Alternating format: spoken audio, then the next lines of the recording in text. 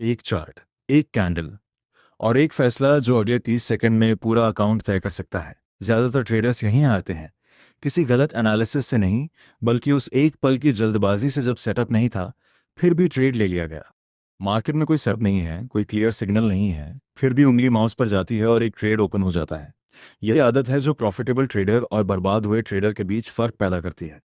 Mark Douglas, जिन्हें trading psychology का जग माना जाता है, अपनी किताबों द डिसिप्लिन ट्रेडर और ट्रेडिंग इन द जोन में एक बहुत सीधी बात कहते हैं: जब तक तुम्हारा डिफाइंड सेटअप नहीं बनता, तब तक ट्रेड मत लो। ये सुनने में बहुत आसान लगता है, लेकिन असल में यही सबसे मुश्किल अनुशासन है जिसे कोई भी ट्रेडर सीख सकता है।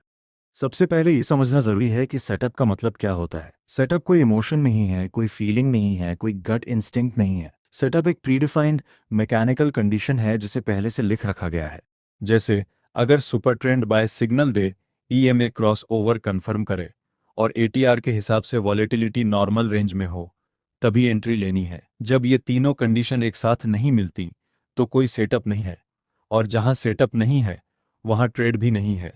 मार्क डगलस कहते हैं कि मार्केट हर पल कोई ना कोई मूवमेंट दिखाता रहता है, और यही मूवमेंट ट्रेडर के दिमाग में एक झूठी अर्जेंसी पैदा करता है। दिमाग सोचता है अभी नहीं लिया तो मौका निकल जाएगा, लेकिन सच्चाई ये है कि मार्केट में मौके खत्म नहीं होते। एक मौका छूट जाए तो अगले 5 मिनट में, अगले घंटे में, अगले दिन में एक नया मौका बनेगा। जो चीज़ खत्म हो जाती है वो है कैपिटल, जब बिना सेटअप के बार बार ट्रेड लिया जाए। यहाँ एक बहुत ज़रूरी कॉन्सेप्ट आता है जिसे डगलस प्रोबेबिलिस्टिक थिंकिंग कहते हैं। एक अनुशासित ट्रेडर हर ट्रेड को अलग अलग घटना की तरह नहीं देखता। वो जानता है कि उसका सेटअप लंबे समय में एक तय एजेज देता है।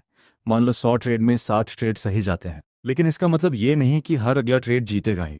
कोई भी सिंगल ट्रेड रैंडम हो सकता है। इसीलिए सेटअप का इंतजार करना जरूरी है, क्योंकि सिर्फ सेटअप वाले ट्रेड ही उस स्टैटिस्टिकल एज का हिस्सा बनते हैं।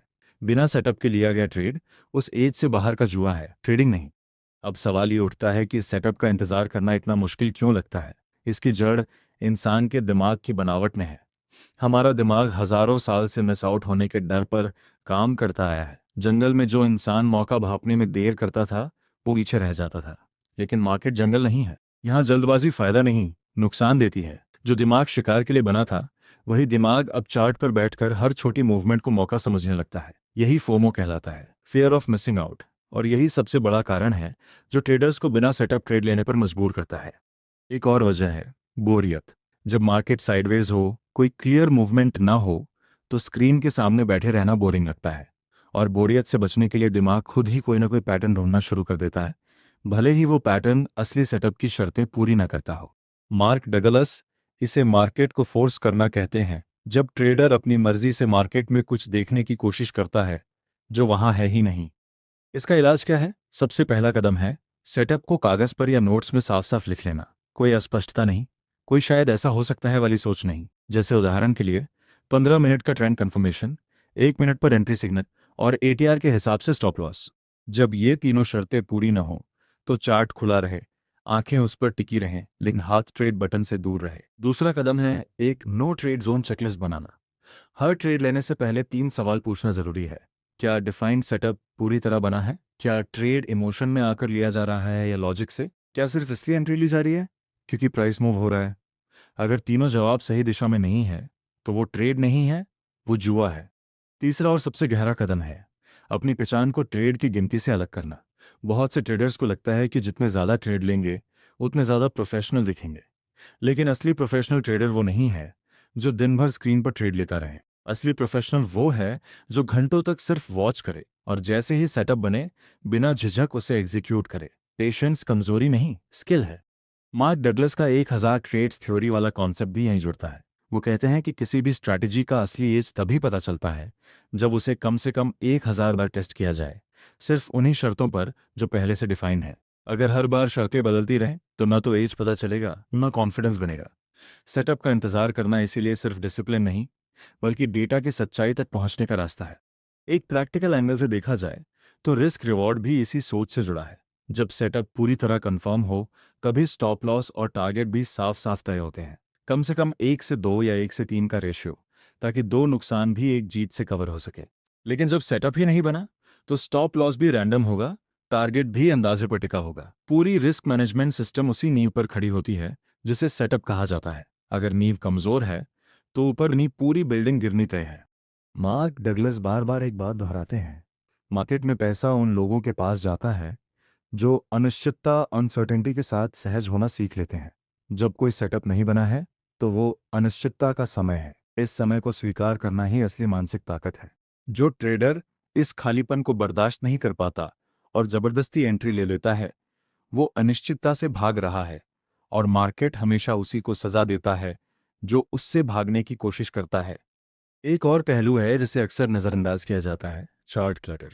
जब स्क्रीन पर 10 अलग अलग इंडिकेटर्स लगे हों, हर एक अलग सिग्नल दे रहा हो, तो दिमाग खुद ही किसी एक सिग्नल को पकड़कर सेटअप मान लेता है, जबकि असल में बाकी 9 इंडिकेटर्स उससे सहमत नहीं होते। साफ चार्ट, सीमित इंडिकेटर्स और साफ नियम, यही वो बुनियाद है जिस पर एक ट्रेडर भरोसे के साथ खड़ा हो सकता है। जितना ज़्यादा क्लटर, उतनी ज़्यादा उलझन और उतनी ही ज़्यादा गुंजाइश खुद को धोखा देने की। जापान के मशहूर ट्रेडर ताकाशी कुतेगावा, जिन्हें BNF के नाम से जाना जाता है, इसी सिद्धांत के सबसे बड़े उदाहरण हैं। उन्होंने अपने करियर में हजारों घंटे सिर्फ मार्केट को ऑब्जर्व करने में बिताए, बिना किसी पोजीशन के। उनका मानना था कि जब तक प्राइस एक्शन उनकी डिफाइंड कंडीशन से मिल नहीं खाता, तब तक स्क्रीन देखना भी एक तरह की ट्रेनिंग है, टाइम की बर्बादी नहीं। यही आदत उन्हें उन ट्रेडर्स से अलग करती थी जो हर मूवमेंट पर रिएक्ट करते रहते थे। पेशेंस को उन्होंने कभी कमजोरी नहीं, बल्कि अपनी सबसे बड़ी ताकत माना। यहाँ एक ज़रूरी फ़र्क समझना होगा।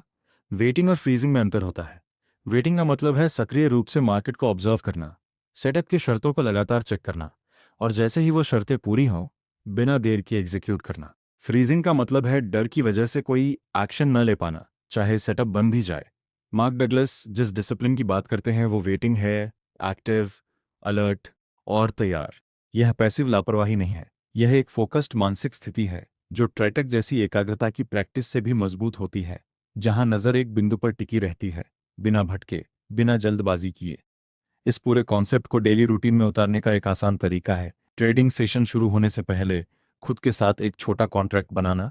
इस कॉन्ट्रैक्ट में साफ लिखा हो कि आज सिर्फ उन्हीं सेटअप्स पर ट्रेड लिया जाएगा जो पहले से डिफाइन है, और अगर पूरे दिन में एक भी सेटअप ना बने तो जीरो ट्रेड वाला दिन भी एक सफल दिन मान जाएगा। ये मानसिकता धीरे धीरे उस पुराने पैटर्न को तोड़ देती है जहां कुछ न करना बेचैनी पैदा करता था। कुछ हफ्तों की प्रैक्टिस के बाद यही बेचैनी शांत आत्मविश्वास में बदल जाती है। एक ट्रेडर की असली परीक्षा प्रॉफिट में नहीं, बल्कि उस खाली समय में होती है जब मार्केट कुछ नहीं दे रहा। जो लोग इस खालीपन में अनुशासन बनाए रखना सीख जाते हैं, वही आगे चलकर कंसिस्टेंट रिटर्न्स की तरफ बढ़ते हैं। बाकी सब बार बार अपनी कैपिटल और अपने कॉन्फिडेंस को उसी एक गलती में गंवाते रहते हैं, बिना सेटअप के ट्रेड लेने की जल्दबाजी। आखिर में मार्क डगलस की सीख को एक लाइन में समेटा जाए तो यही निकलता है, मार्केट कभी इंतजार करने के लिए मजबूर नहीं करता, दिमाग करता है। जिस दिन एक ट्रेडर यह सीख लेता है कि खाली स्क्रीन देखना भी एक स्किल है, उसी दिन से उसकी असली प्रोफेशनल जर्नी शुरू होती है। सेटअप का इंतजार करना कमजोरी नहीं, अनुशासन की सबसे ऊंची सीढ़ी है, और यही सीढ़ी हर छोटे ट्रेडर को बड़े, कॉन्फिडेंट और कंसिस्टेंट ट्रेडर में बदल देती है।